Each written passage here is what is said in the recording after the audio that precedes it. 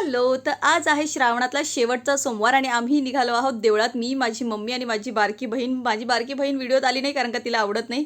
आम्ही आलो देवळात. देवळात प्रचंड गर्दी होती पण मनसोक्त दर्शन छान झालं. खूप छान पूजा झाली. पूजा वगैरे झाल्यानंतर मग बाहेरचा आवर तुम्हाला दाखवते. खूप सुंदर सगळं होतं. सकाळ सकाळचं प्रसन्न वातावरण होतं. मग मम्मी गेली कामाला.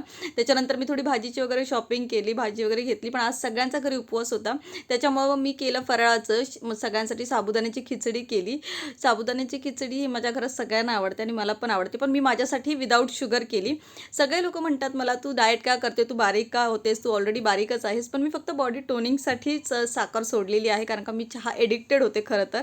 आणि मला या लाईफमध्ये आता थोडेसे चेंजेस येणार आहेत. 3 महिन्यामध्ये खूप सारे सरप्राईजेस तुम्हाला बघायला भेटणार आहेत. मी सांगेन काय काय चेंजेस होणार आहेत ते पण सांगते नंतर हळूहळू. पण बघा आता माझं किचन वगैरे सगळं आवरून झाले. भांडी वगैरे साफ करून मस्त साबुदाण्याची खिचडी केली, ती खाल्ली आणि आता मी कामाला जायला रेडी आहे. तर चला नेक्स्ट